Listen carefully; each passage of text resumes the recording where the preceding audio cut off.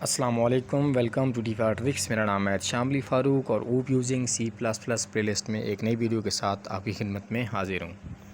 दोस्तों, last time हम basic structure of C++ को पढ़ रहे थे और उसी को लेकर चलते हुए आज हमने देखना है कि टोकन क्या होता है। तो दोस्तों, किसी भी लैंग्वेज के हर एक एलिमेंट को हम टोकन कह सकते हैं, जिनके मिलने से हमारे पास एक स्टेटमेंट जो है वो बन जाती है। टोकन्स की बहुत सी टाइप्स हैं, जिनमें आते हैं keywords, identifiers, constants, string literals, operators और पंक्चुएटर्स। सबसे पहले अगर हम कीवर्ड की बात करें तो कीवर्ड जो होते हैं वो किसी भी लैंग्वेज में प्री डिफाइंड वर्ड्स होते हैं, जिनका एक ख़ास मायने होता है और जो किसी स्पेसिफिक पर्पज़ के लिए जिनको बनाया गया होता है। आप उस कीवर्ड को किसी और मकसद के लिए अपनी प्रोग्रामिंग करते वक्त यूज़ नहीं कर सकते हैं। और कीवर्ड का मीनिंग क्या होगा और उसका पर्पज़ क्या है, वो प्री डिफाइंड होता है और डेवलपर जो होते हैं लैंग्वेज के, वो उसको डिफ़ाइन करते हैं। ये प्रोग्रामर जो है, आम जो प्रोग्राम लिख रहा होता है, वो डिफ़ाइन नहीं कर सकता, जबकि जो लैंग्वेज के डेवलपर्स होते हैं, जो लैंग्वेज को डेवलप करते हैं, वो प्री डिफाइंड भेजते हैं कि इस कीवर्ड का क्या मतलब होगा और उसका क्या पर्पज़ होगा। फॉर एग्ज़ाम्पल, हम अपनी C++ लैंग्वेज में फार जो है वर्ड इस्तेमाल करेंगे, ये भी एक कीवर्ड है। डबल इस्तेमाल करेंगे, इफ़ इस्तेमाल करेंगे, कांस्ट इस्तेमाल करेंगे, इंट इस्तेमाल करेंगे, लॉन्ग इस्तेमाल करेंगे। ठीक है, तो ये जो होंगे ये प्री डिफाइंड कीवर्ड्स होंगे। इनको हम उसी मकसद के लिए यूज़ कर सकेंगे जिसके लिए इनको डिफ़ाइन किया गया है। हम इन जो है वर्ड्स को अपने किसी और मकसद के लिए यूज़ नहीं कर सकेंगे। नेक्स्ट, अगर हम आइडेंटिफायर्स की बात करें तो हम जब किसी वेरिएबल को कोई नाम देते हैं या किसी फंक्शन को कोई नाम देते हैं तो हम उसको आइडेंटिफायर कहते हैं। मतलब कि उसके ज़रिए हम किसी वेरिएबल को या किसी फंक्शन को आइडेंटिफाई कर रहे होते हैं। और इसको हम यूज़र डिफ़ाइंड वर्ड भी कहते हैं, क्योंकि यूज़र जो होता है वो डिफ़ाइन करता है कि मैं किसी वेरिएबल को क्या कहना चाह रहा हूँ। फॉर एग्ज़ाम्पल, आप किसी वेरिएबल को नाम x दे सकते हैं, y दे सकते हैं, z दे सकते हैं, या आप किसी वेरिएबल को a b c, ठीक है जी, या सम, सब, इस तरह के जो भी आप वेरिएबल को नाम देंगे वो आप एक आइडेंटिफायर बना रहे होंगे। और वो क्या करता है, वो जो कि प्रोग्रामर होता है, जो लैंग्वेज को यूज़ कर रहा होता है, वो डिफ़ाइन करता है।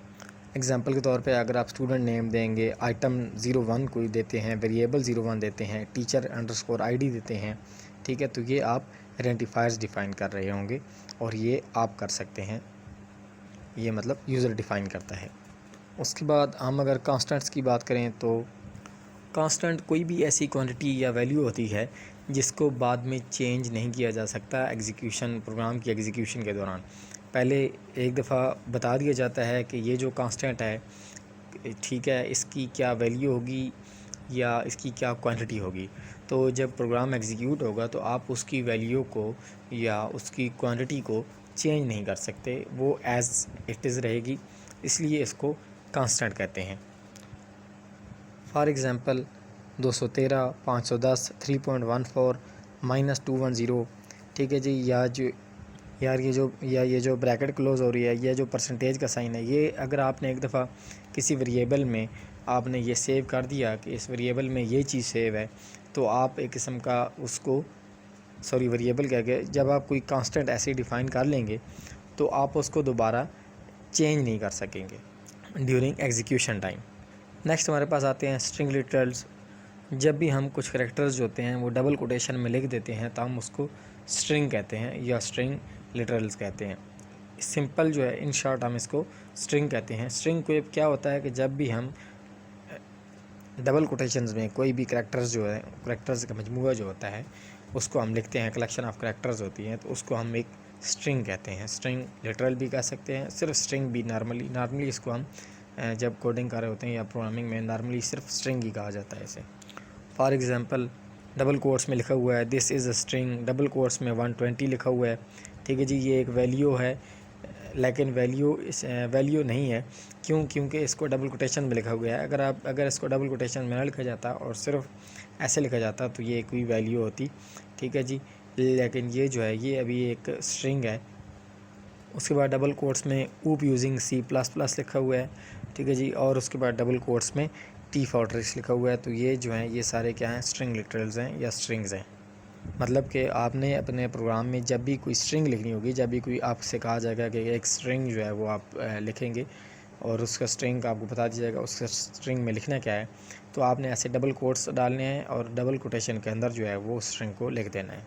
नेक्स्ट हमारे पास आते हैं ऑपरेटर्स।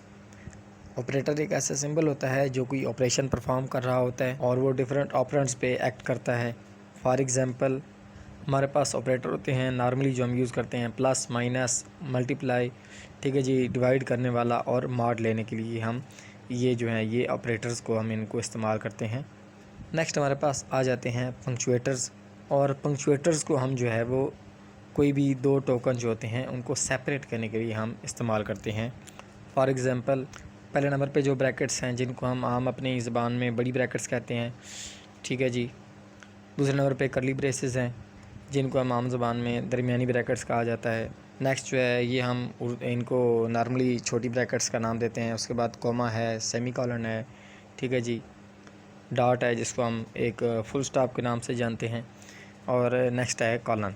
तो ये जहाँ पे भी प्रोग्रामिंग में यूज़ होते हैं ये एक पंक्चुएटर के तौर पे यूज़ होते हैं। हमने जब भी कोई से दो टोकन्स को करना होता है, सेपरेट करना होता है, तो हम इनको इस्तेमाल करते हैं। सो मैंने क्या कहा था कि ये जो टोकन्स होते हैं इनके मिलने से कोई स्टेटमेंट बनती है। तो जो भी आप स्टेटमेंट देखेंगे उसमें आपको ये चीज़ें लाजमी मिलेंगी। कौन कौन सी चीज़ें होंगी जनाब? उसमें चीज़ें होंगी टोकन, कीवर्ड होंगे, आइडेंटिफायर होंगे, कांस्टेंट होंगे, स्ट्रिंग्स होंगी, ऑपरेटर्स होंगे और पंक्चुएटर्स होंगे। आप जब भी कोई स्टेटमेंट देखेंगे आपको इन्हीं चीज़ों से मिलकर बनती हुई कोई भी जो है वो स्टेटमेंट नज़र आएगी। मतलब ये जो चीज़ें हैं 6, ये हर एक स्टेटमेंट का मेन जुज़्व होंगी। सो दोस्तों इस वीडियो में हमने देखा कि टोकन हम किसे कहते हैं। नेक्स्ट जो हमारी वीडियो होगी उसमें हम वाइट स्पेसेस को डिस्कस करेंगे। आई होप आपको ये वीडियो पसंद आई होगी। अगर वीडियो पसंद आई तो प्लीज़ वीडियो को लाइक करें और मेरे चैनल को सब्सक्राइब करें और बेल आइकन को प्रेस करें ताकि जितने भी अपकमिंग वीडियोज़ हों उनके नोटिफिकेशन आप तक पहुँचते रहें। वीडियो देखने का बहुत बहुत शुक्रिया। अपना बहुत ख्याल रखिएगा। अल्लाह हाफिज़।